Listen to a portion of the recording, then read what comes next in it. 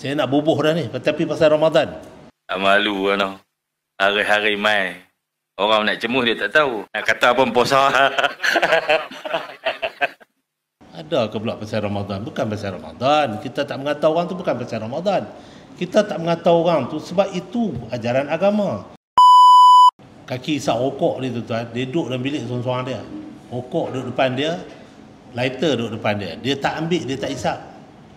Pasal apa? Pasal dia ihsan lah. Dia tahu bahawa Allah melihat dia. Bila dia belajar benda ni, Ramadan mengajak dia. Maknanya Ramadan itu sudah mengajak kita tentang betapa kita perlu ada nilai ihsan dalam diri kita. Dan kita insyaAllah takkan buat benda yang tak senonoh. Kan? Kita tak buat naya kat orang. Kita tak mengata orang. Walaupun Menteri Besar dia ulang sebut, ni pasal Ramadan ni. Pasal Ramadan ni. Kan? Saya nak bubuh dah ni. Tapi pasal Ramadan. Ada ke pula pasal Ramadan? Bukan pasal Ramadan. Kita tak mengata orang tu bukan pasal Ramadan. Kita tak mengata orang tu sebab itu ajaran agama. Itu perintah agama.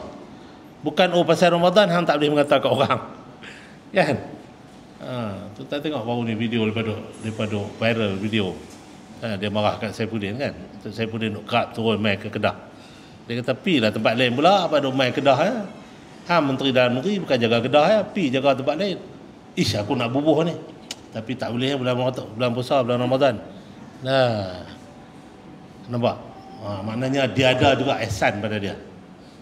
Pasal dia kata Ramadan, dia tak boleh cakap benda tak elok. Luar Ramadan, macam mana?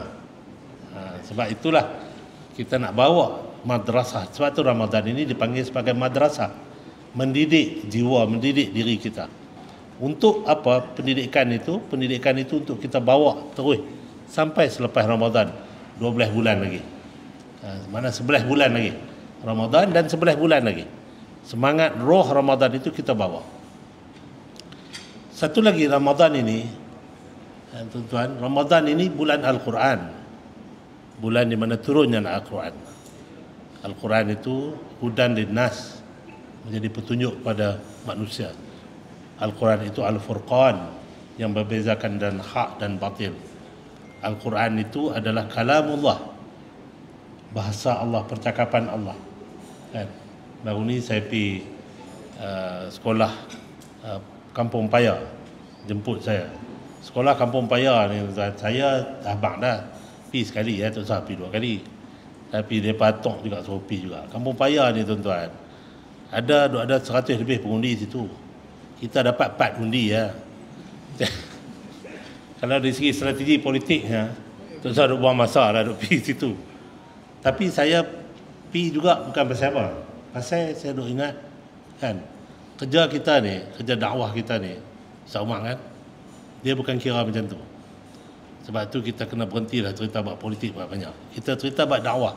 Macam mana kita nak ajak masyarakat kita untuk dekat dengan agama. Jadi Al-Quran ini Allah turunkan masa saya ceramah bagi kuliah lah, bukan ceramah, bagi sikit tausiah di sekolah tu. Saya kata cikgu-cikgu, pasal yang mai tu semua cikgu kan, dengan mak bapak. Saya kata bulan Ramadan ini bulan turunnya Al-Quran. Al-Quran ini ialah kalamullah. Al-Quran ini ialah percakapan Allah, bahasa Allah. Jadi orang yang selalu baca Al-Quran ini, maknanya Allah nak bercakap dengan dia. Allah nak berdialog dengan dia. Allah nak berpesan dengan dia. Allah nak bermanja dengan dia. Dia baca Al-Quran.